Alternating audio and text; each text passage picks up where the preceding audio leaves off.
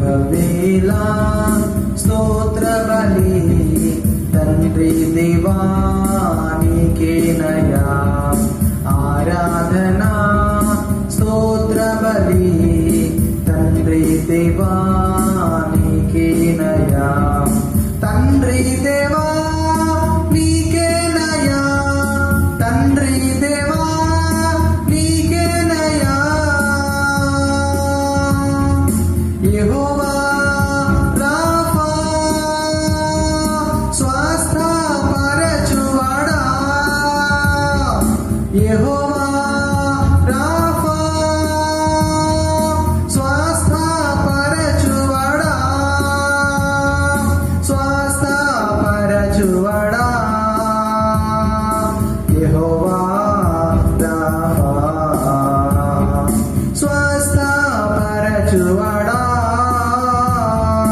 యెహోవా Rapha శుభవేళ స్తోత్ర బలి తండ్రి దేవా నీకేనయా ఆరాధనా స్తోత్ర బలి తండ్రి దేవా నీకేనయా తండ్రి దేవా నీకేనయా తండ్రి దేవా నీకేనయా తండ్రి దేవా నీకేనయా. Praise the lord. ప్రభు నామమున సంఘమునకు కుటుంబీకులకు ప్రజలకందరికీ ఈ యొక్క సందేశంలో వీక్షిస్తున్న ప్రతి వ్యక్తికి క్రీస్తు నామమున శుభములు తెలియపరుస్తున్నాను.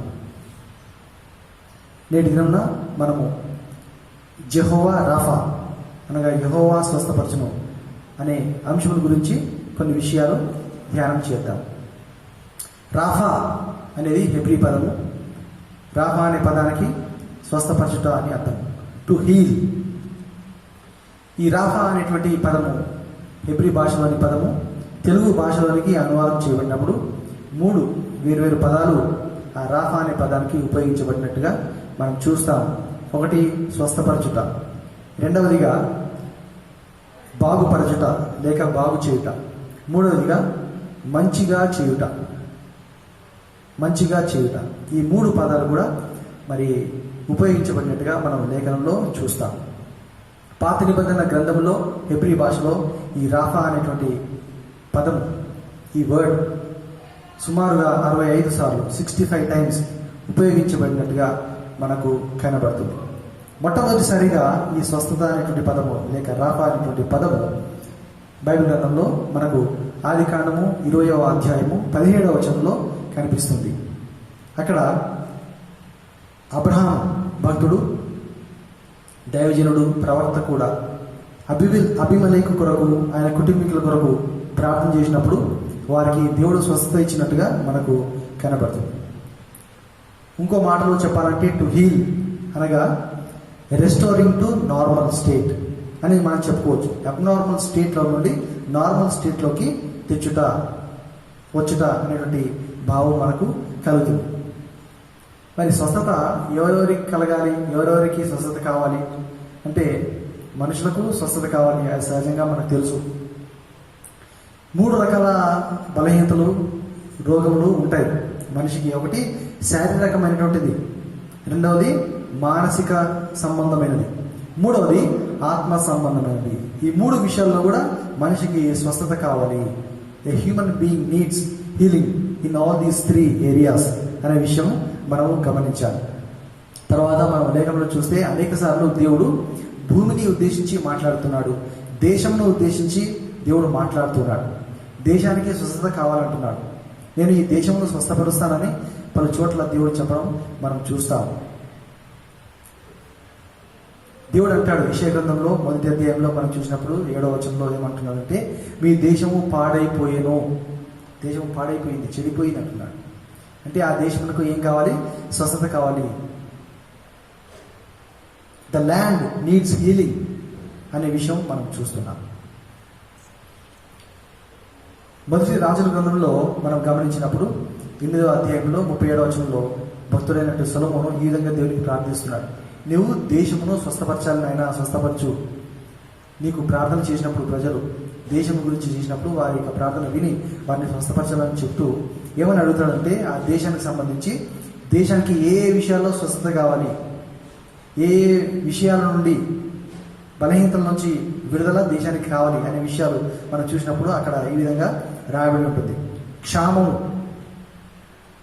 రెండవదిగా తెగులు, తర్వాత గాడుపు దెబ్బ, చిత్తపట్టుట, మిడతలు, చీడపురుగు, శత్రువులు దేశమును ముట్టడి వేయుట, తర్వాత వ్యాధి మొదలైన అన్ని కూడా మనకు కనబడుతున్నాయి. వీటన్నిటిలో నుంచి దేశానికి ఏం కావాలంటే విడుదల కావాలి.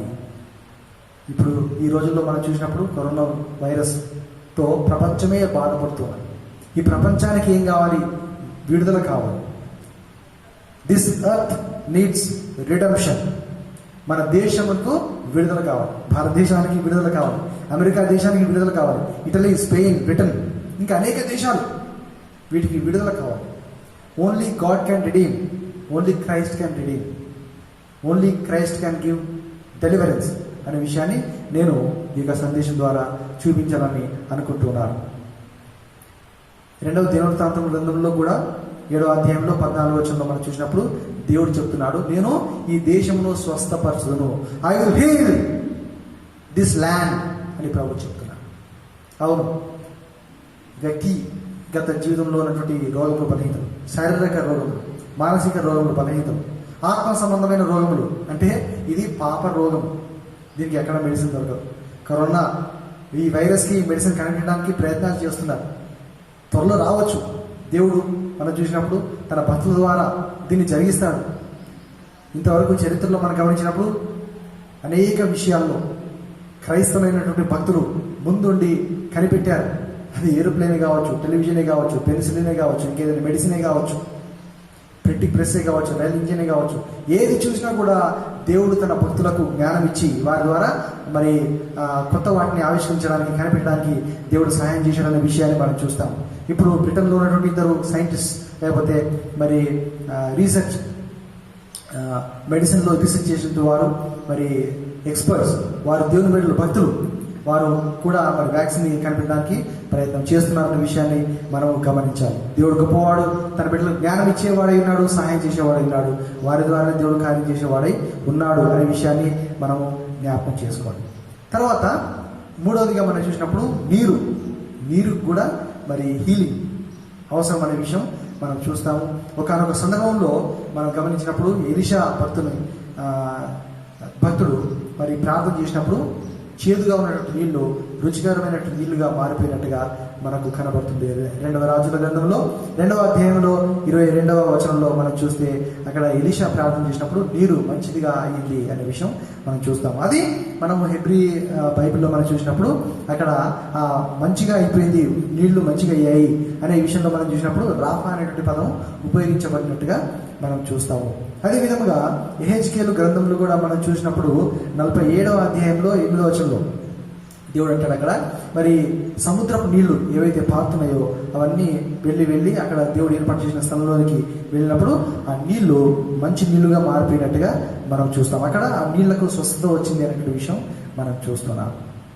దేవుడు అన్నిటినీ బాగు చేస్తున్నాడు. నిర్గమకాండంలో కూడా మనం చూసినప్పుడు దేవుడు ఐగుప్తు ప్రజల మీదకి తెగులు రప్పించినప్పుడు ఆ మొదటి తెగుల్లో మనం చూస్తే నీళ్లు రక్తముగా మారిపోయాయి. ప్రజలు నీళ్ళని తాగలేకపోయారు. కానీ దేవుడే మరలా కనికరించి వారి కృప చూపించి ఆ నీటిని మరలా ప్రజలకు తాగే విధంగా ఉండేట్టుగా దేవుడు చేస్తాడనే విషయాన్ని మనము గమనించాలి. అయితే బైబిల్ గ్రంథంలో మనకు ఒక ప్రశ్న కనబడుతున్నది.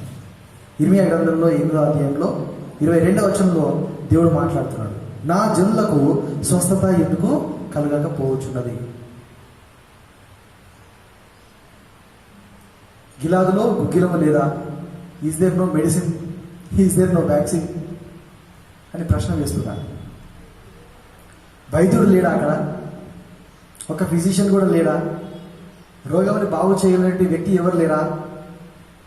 వ్యాధి నివారణ చేయడానికి తగినటువంటి మందు, మెడిసిన్ ఎవరి దగ్గర లేదా అని దేవుడు ప్రశ్న వేస్తున్నాడు. అయితే ప్రభు దేని గురించి మాట్లాడుతున్నాడు? మనిషి బాగు చేయలేని, స్వస్థపరచలేనటువంటి వ్యాధి గురించి అక్కడ మాట్లాడుతున్నాడు. ఇది చాలా ముఖ్యమైనది. శారీరక సంబంధమైన వ్యాధులు ఎన్నో ఉన్నాయి, వస్తుంటాయి, పోతుంటాయి. వాటికి మెడిసిన్ ఉన్నది. బైబిల్ గ్రంథంలో కూడా ఫిజిషియన్స్ ఉన్నారు. ద గాస్పుల్ ఆఫ్ లూక్ రాసినటువంటి భక్తుడు, లూకా భక్తుడు, హీ వాజ్ ఎ ఫిజిషియన్. ఆయన అనేక ఎయిల్మెంట్స్కి ట్రీట్మెంట్ చేసినటువంటి వ్యక్తి. పరిశుద్ధ గ్రంథంలో మనం చూసినప్పుడు హిజ్కియా భక్తునికి కూడా ఒక పుండు వచ్చినప్పుడు మరి దాన్ని బాగు చేయడానికి దేవుడే స్వయంగా చెప్పాడు. అంజూరపు పండ్ల యొక్క ముద్దను పెట్టమని దేవుడు చెప్పాడు. అనగా స్వస్థత అనేది దేవుడు మరి అనేక వృక్షాలను, అనేక ఫలాల్లో కూడా దేవుడు పెట్టాడు, మొక్కల్లో పెట్టాడు.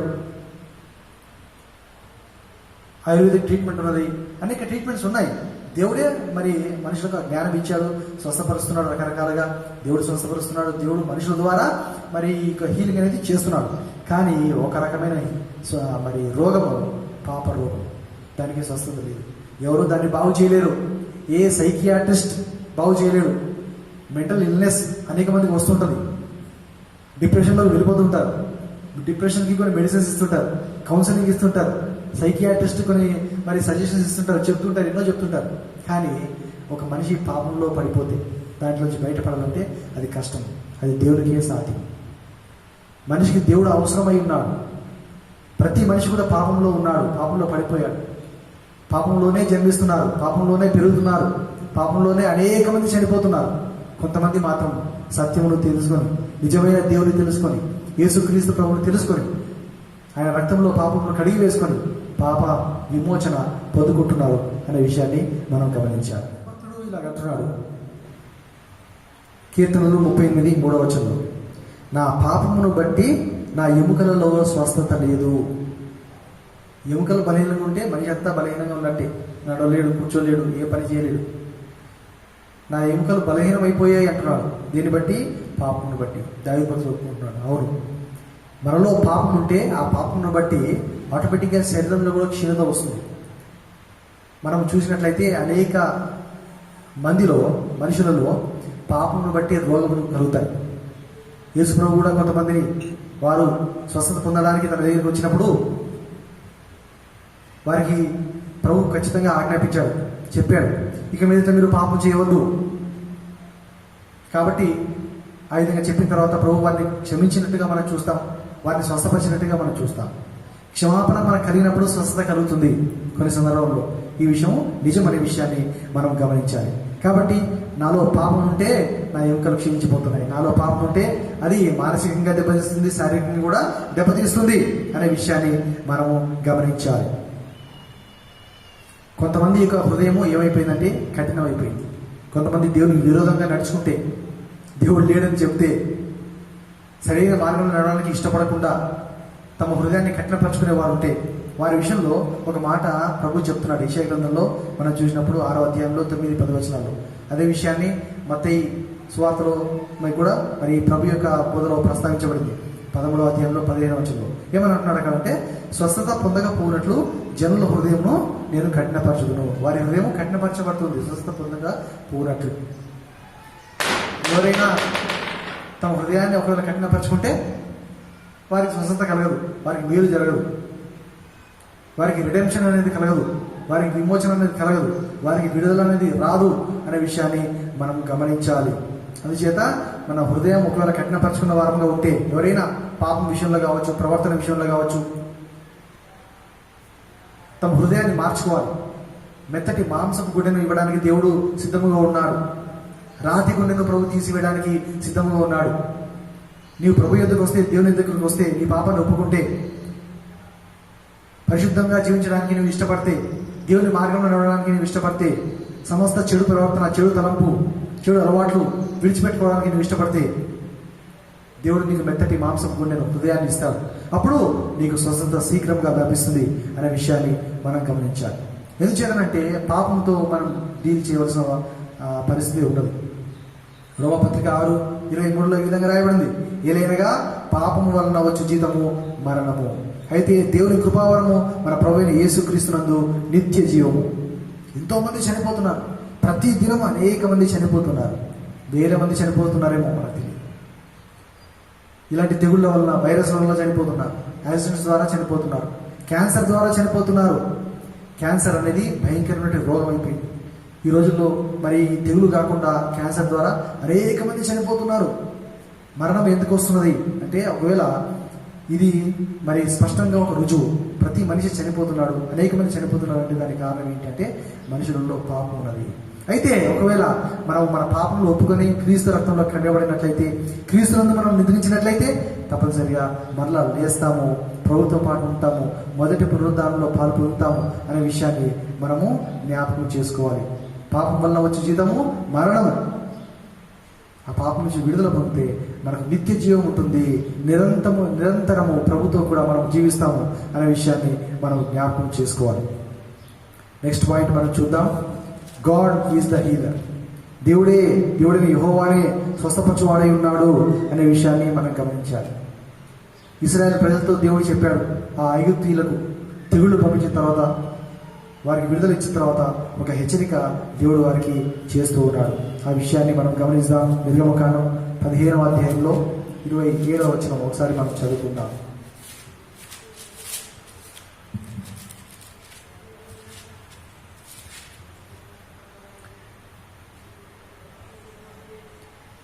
నిర్గమకాండము 15:26. మీ దేవుడైన యెహోవా వాక్కును శ్రద్ధగా విని ఆయన దృష్టికి న్యాయమైనది చేసి ఆయన ఆజ్ఞలకు విధేయులై ఆయన కట్టడలన్నిటినీ అనుసరించి నడిచిన ఎడల నేను ఐగుప్తీయులకు కలుగజేసిన రోగములలో ఏదియు మీకు రానియను. నిన్ను స్వస్థపరచు యెహోవాను నేనే. I am the lord that healeth thee అని ప్రభు వాగ్దానం చేస్తున్నాడు. ఎప్పుడు మనకు స్వస్థత కలుగుతుంది, ఎప్పుడు మనకు ఆ రోగం రాకుండా ప్రభు మనల్ని కాపాడతాడు అని చెప్తున్నాడు. ఆయన వాక్కును శ్రద్ధగా వినుట ద్వారా, ఆయన దృష్టికి న్యాయమైనది చేయుట ద్వారా, ఆయన ఆజ్ఞలకు విధేయులై ఆయన కట్టడలన్నింటినీ అనుసరించి నడిచిన ఎడల అని ప్రభు మనకు చెప్తున్నాడు. కాబట్టి దెర్ ఈజ్ ఎ సొల్యూషన్. ఒక పరిష్కార మార్గం ఉన్నది, దేవుడి దగ్గర ఉన్నది, దేవుడు మనకు చూపిస్తున్నాడు. కానీ దాన్ని గైకోవడానికి, దాన్ని పాటించడానికి అనేక మంది మనుషులు సిద్ధంగా లేరు. పాపమును ప్రేమిస్తున్నారు, పాపమును ఇష్టపడుతున్నారు, పాపంలోంచి బయటికి రాలేకపోతున్నారు. ఎందుకొరకంటే హృదయము కఠినపరుచుకొని ఉంటున్నారు కాబట్టి. ప్రభుకు లొంగడం లేదు, సైతానుకు బందీలైపోయి ఉన్నారు. సాతాను వారికి గుడ్డితనం కలగజేసి ఉన్నాడు. సత్యాన్ని అంగీకరించడానికి వారు సిద్ధంగా లేరు. అలాంటి వారికి స్వస్థత కలగట్లేదు అనే విషయాన్ని మనం చూస్తున్నాం. దేవుడే కొన్నిసార్లు మనల్ని గాయపరుస్తాడు. దేవుడే కొన్ని రోగములు కలగజేసే అవకాశం ఉన్నది, కొన్నిసార్లు పరీక్ష పెట్టే అవకాశం ఉన్నది. ద్వితీయోపదేశ కాలంలో ఇలా అంటాడు 32వ అధ్యాయంలో 39వ వచనంలో. అలాగే యోబు 5:18లో కూడా ఉంది. అలాగే హోషేయ గ్రంథం 6:1 కూడా ఈ విధంగా రాయబడి ఉంటుంది. ఏమనంటే, గాయపరచువాడను నేనే, స్వస్థపరచువాడను నేనే, కొట్టువాడను నేనే, బాగు చేయవాడను నేనే. Sometimes God will punish us, మనల్ని శిక్షిస్తాడు, మనల్ని గద్దిస్తాడు, మనల్ని కొడతాడు. కానీ ఆయనే బాగు చేయవాడు అన్నాడు. మన తప్పు మనం తెలుసుకొని, ఒకవేళ ఎవరికైనా అన్యాయం చేసామా, మోసం చేసామా, ఏదైనా పాపం చేసామా, రహస్యంగా పాపం చేసామా, బహిరంగంగా పాపం చేసామా, దేవుడికి విరోధంగా చేసామా, తల్లిదండ్రులకు విరోధంగా చేసామా, నీ పొరుగు వారికి విరోధంగా నీవేమైనా చేసావా, దానికి ప్రభు ఏం చేస్తాడు? నేను కొట్టవచ్చు, నేను గాయపరచవచ్చు. అయితే నీవు ప్రభు వైపున తిరిగినట్లయితే ఆయన, నువ్వు ఎన్నిసార్లు ఆయన వైపు తిరిగినా కూడా ఆయన క్షమించడానికి సిద్ధమైన మనసు కలిగిన దేవుడై ఉన్నాడు. God will forgive. దేవుడు క్షమాపణలు కలిగిన దేవుడై ఉన్నాడు, కృపా సత్యం కలిగిన దేవుడై ఉన్నాడు, దీర్ఘశాంతం కలిగిన దేవుడై ఉన్నాడు. కోపం ఆయన కలిగిన వాడై ఉన్నప్పటికీ మరలా సమాధానం అనుభవించేవాడై ఉన్నాడు, ప్రేమించే దేవుడై ఉన్నాడు, ఆయన ప్రేమ పూర్ణుడై ఉన్నాడు. గాడ్ ఈజ్ లవ్, దేవుడే ప్రేమ అయి ఉన్నాడు అనే విషయాన్ని మనం జ్ఞాపకం చేసుకోవాలి.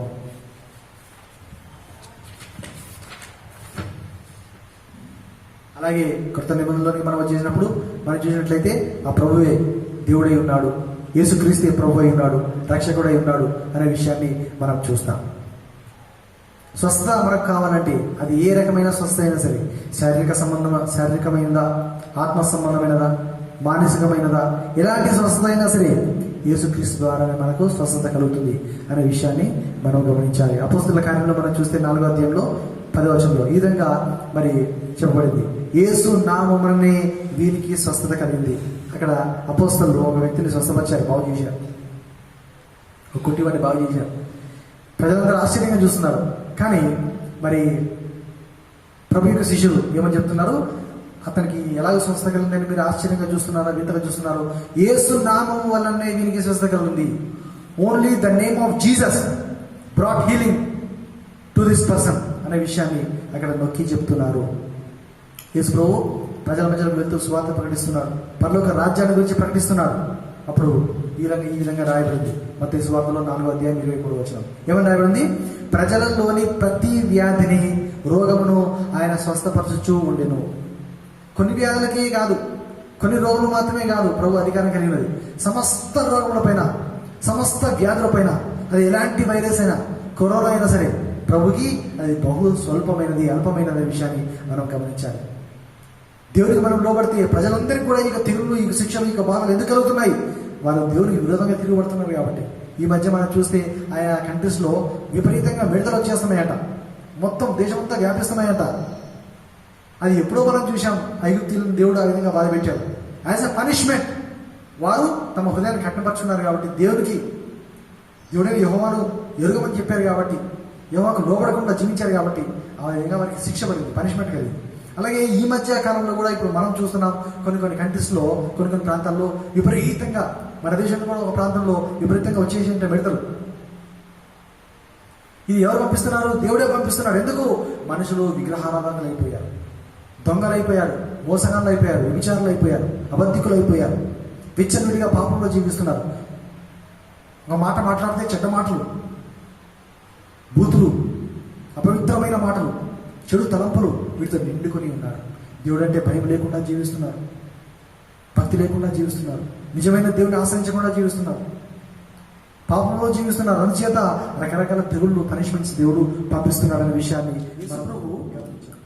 బోధిస్తూ గ్రామాల్లో, పట్టణాల్లో తిరుగుతూ ఉన్నప్పుడు ఆయన కొంతమందిని స్వస్థపరుస్తున్నాడు. గుడ్డివారు వచ్చినప్పుడు, గుడ్డివారు ఆయన దగ్గరికి వచ్చినప్పుడు, పక్షవాయు గలవారిని, పక్షవాతం గలవారిని, అనేక రకాల వ్యాధులు గలవారిని, మూర్ఛ వ్యాధి కలిగిన వారిని, ఫిట్స్ వస్తున్న వారిని, ఎపిలిప్సీ కలిగిన వారిని అందరినీ స్వస్థపరుస్తున్నాడు. ఇలా జరుగుతున్నప్పుడు అనేక మంది ఆయన్ని ముట్టాలని ప్రయత్నం చేస్తున్నారు, పరిగెత్తుకుని వస్తున్నారు. అప్పుడు ఏమని రాయబడిందంటే మత్తయి సువార్త 14:36 యేసును ముట్టిన వారందరూ స్వస్థత నొందిరి. There is no exception. ఎవరైతే యేసును ముట్టాలని ఆశపడతారో, యేసు దగ్గర రావాలని ఆశపడతారో, యేసు నన్ను స్వస్థపరుస్తాడు, ఆయనకి ఆ పవర్ ఉంది, ఆయనకి హీలింగ్ పవర్ ఉంది, ఆయన దగ్గర ఆ మహిమ ఉంది, అది ఆయనకు మాత్రమే సాధ్యమని ఎవరైతే నమ్ముతారో వారందరినీ తప్పనిసరిగా స్వస్థపరచడానికి యేసుక్రీస్తు ప్రభువు సమర్థుడై ఉన్నాడనే విషయాన్ని నేను జ్ఞాపకం చేస్తున్నాను. అంతేకాకుండా యెషయా గ్రంథంలో చక్కగా రాయబడింది 53:5 అదే విషయాన్ని పేతురు భక్తుడు కూడా తను రాసినటువంటి మొదటి పత్రికలో 2:24 చెప్తున్నాడు. యేసు పొందిన దెబ్బల చేత మనకు స్వస్థత కలుగుచున్నది. అతడు పొందిన దెబ్బల చేత మనకు స్వస్థత కలుగుచున్నది. మనకు హీలింగ్ ఎలా వస్తుంది? మనకు ఎలాగో పాపం పోతుంది, మానసికంగా మనం ఎలాగో సరిగా చేయబడుతున్నాం. మన హృదయాన్ని ఎవరు సరి చేయగలరు అంటే యేసు ప్రభువు యొక్క మరణం. ఆయన మన కొరకు చిందించినటువంటి తన పవిత్రమైనటువంటి, పరిశుద్ధమైనటువంటి రక్తము. ఆ రక్తంలో నీ పాపమును కడిగి వేసుకుంటే తప్పనిసరిగా నీకు స్వస్థత కలుగుతుంది. ఆయన దెబ్బలు తిన్నాడు మనల్ని రక్షించడానికి, మనం దెబ్బలు తినకుండా చక్కగా, సుఖంగా, నెమ్మది కలిగి జీవించడానికి.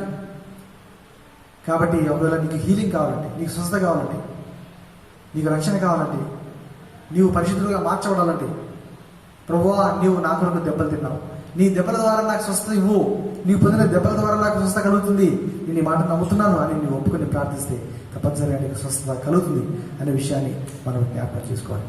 ప్రభువు మాత్రమే కాకుండా, ప్రభువు స్వస్థపరిచేవాడై ఉన్నాడు. అంత మాత్రమే కాకుండా ఎవరైతే తన యందు విశ్వాసం ఇస్తారో, తన యందు భయభక్తులు కలిగి ఉంటారో వారికి కూడా స్వస్థపరిచే వరం ఇస్తున్నాడు దేవుడు, శక్తిని ఇస్తున్నాడు, బలం ఇస్తున్నాడు. మనకు మార్క్స్ వార్తలో కనబడుతుంది 16:18 ఏమనుంటుంది అక్కడ? నమ్మిన వారి వలన ఈ సూచక క్రియలు కనబడు. అనేక సూచక క్రియలు కనబడతాయని చెప్పాడు. వాటిలో స్వస్థపరిచే వరం కూడా ఉంటుంది. మీరు ఎవరి కోసమైనా ప్రార్థన చేస్తే వారికి స్వస్థత కలుగుతుంది అని ప్రభు చెప్పాడు. నీవు కూడా స్వస్థపరచవచ్చు. నీకు స్వస్థత కావాలి, నువ్వు స్వస్థత పొందుకుంటావు. కానీ అంత మాత్రమే కాకుండా నీవే స్వయంగా వేరే రోగులు స్వస్థపరచవచ్చు. ఆ అధికారం, ఆ కృప దేవుడు నీకు అనుగ్రహిస్తాడు, నీవు సంపాదించుకోవచ్చు. ఎప్పుడు నీవు ఒకవేళ ప్రభువుని నమ్మి బాప్తిసం పొందినట్లయితే, పరిశుద్ధముగా జీవిస్తున్నటువంటి వ్యక్తి అయి ఉన్నట్లయితే అనే విషయాన్ని గమనించాను. మొదటి కొరింథీ పత్రికలో 12:9 28 అక్కడ కృపావరముల గురించి మనం చూస్తాం. అనేక కృపావరములు ఉన్నాయి. ఆ కృపావరమును పరిశుద్ధాత్మ దేవుడు తానే తన చిత్తానుసారంగా పంచి పెడుతున్నాడు, పంచి ఇస్తున్నాడు సంఘమునకు. సంఘంలో ఉన్నటువంటి వ్యక్తులకు, విశ్వాసులకు దేవుడు పంచిపెడుతున్నాడు. ఆ అనేక వరములలో స్వస్థపరిచే వరం కూడా ఒకటి అని మనం చూస్తాం. ఆ ఒక్క ఆత్మ వలననే స్వస్థపరిచే వరం కూడా ఉన్నది అని అక్కడ స్పష్టంగా పౌలు భక్తుడు మనకు సెలవిస్తున్నాడు. అలాగే పరిశుద్ధ గ్రంథంలో, లేఖనంలో మనం చూసినప్పుడు అనేక మంది ప్రవక్తలు, అపోస్తలు, సువార్థికులు, విశ్వాసులు అనేక మందిని స్వస్థపరిచినట్టుగా మనం చూస్తాం. యేసు నామం ద్వారా జీవగల దేవుని పేరట అనేక మందిని స్వస్థపరిచినట్టుగా మనము పరిశుద్ధ లేఖనంలో చూస్తాం.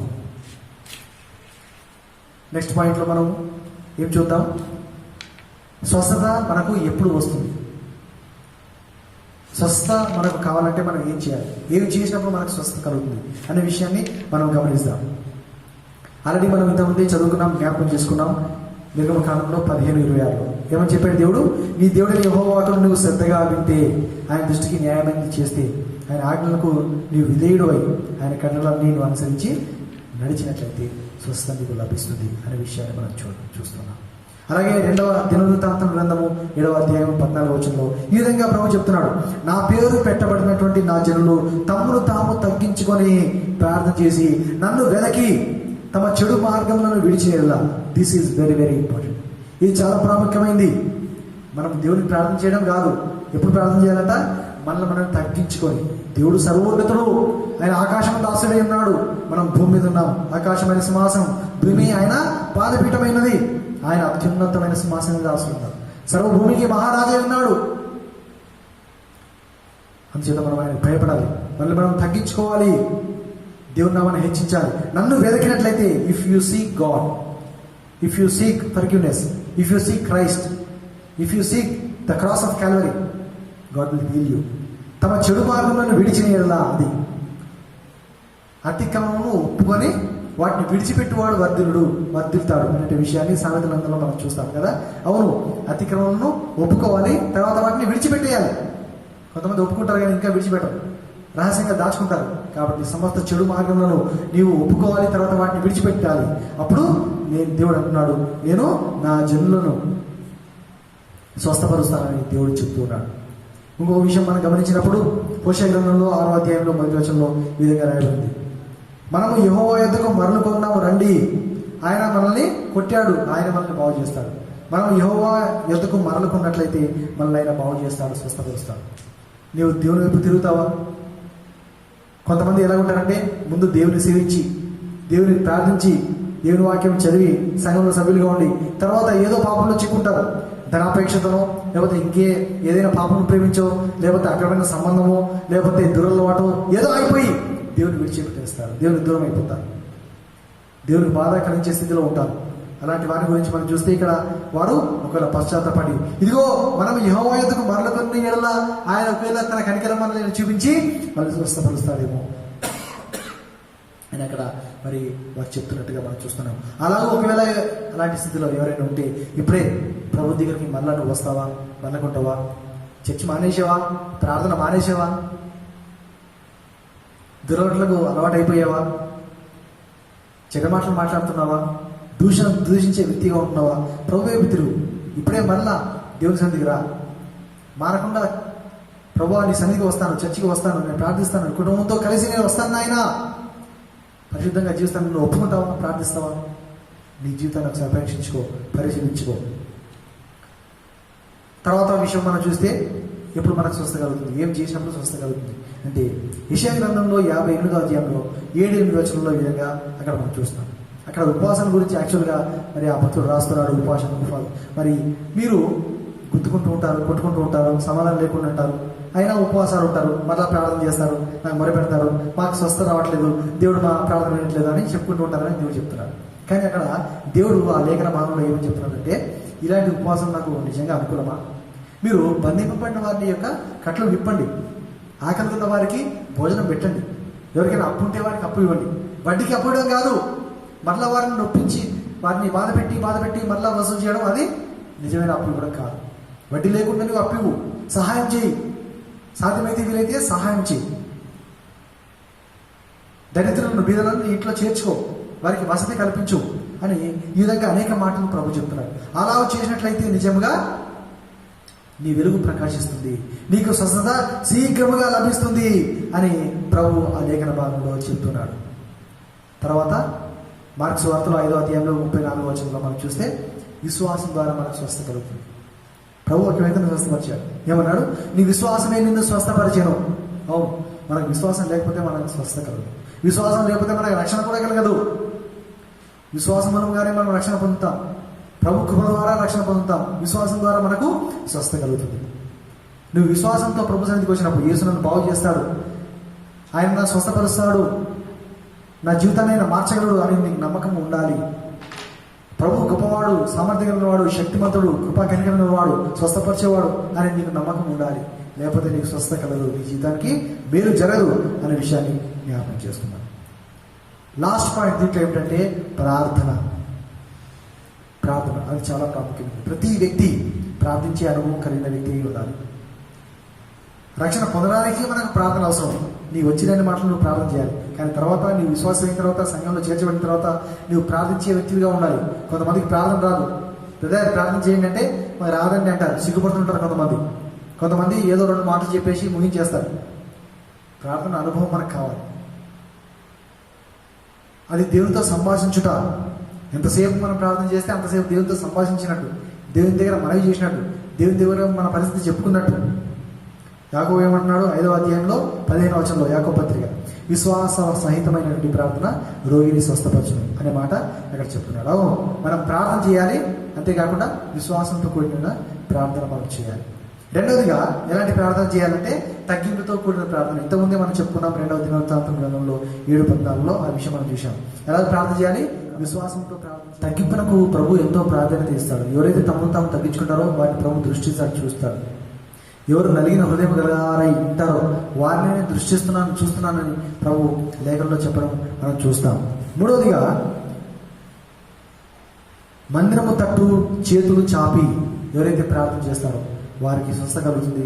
వారి ప్రార్థన దేవుడు అంగీకరిస్తాడు, వారికి ప్రభు జవాబు దయచేస్తాడు అనే విషయం మనం 1 రాజుల గ్రంథంలో 8:37వ వచనంలో చూస్తాం. నాలుగవదిగా మనం చూసినట్లయితే ఒకరి కొరకు ఒకరు ప్రార్థన చేయుట. Praying one for another. మనందరం ఒకరి కోసం ఒకరు ప్రార్థన చేసుకోవాలి. మనం అనేకసార్లు ఇతరులు ప్రార్థన చేయమని అడుగుతాం. విశ్వాసులు పాస్టర్ గారు ప్రార్థన చేయండి అని అంటుంటారు. కానీ మీరు కుటుంబీకులు ఒకరి కోసం ఒకరు ప్రార్థించుకోవాలి, సంఘము ఒకరి కోసం ఒకరు ప్రార్థించుకోవాలి, స్నేహితులు ఒకరి కోసం ఒకరు ప్రార్థన చేసుకోవాలి.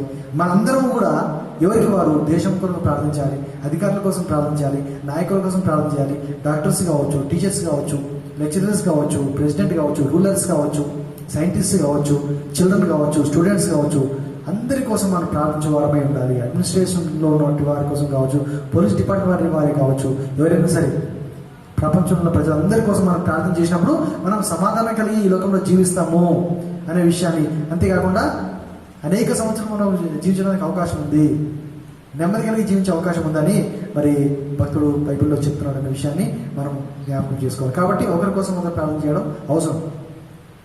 మనం సంభాషణలో ఇది కూడా ఉండాలి. బ్రదర్ నా కోసం ప్రేయర్ చేయండి, బ్రదర్ నేను మీకోసం ప్రేయర్ చేస్తున్నాను అని చెప్పగలిగే వారమై మనం ఉండాలి. చివరిలో మనం చూస్తే ఇద్దరు వ్యక్తుల్ని మనం చూద్దాం. ఎగ్జాంపుల్స్. స్వస్థత కొరకు వారి దేవుని మనవి చేస్తున్నారు, ప్రార్థన చేస్తున్నారు. దావీదు ఇలా అంటున్నాడు, యెహోవా నా ఎముకలు అదురుచున్నవి, నన్ను బాగు చేయము. Lord heal me. దావీదు దేవుని వేడుకుంటున్నాడు. 6వ కీర్తన 2వ వచనం.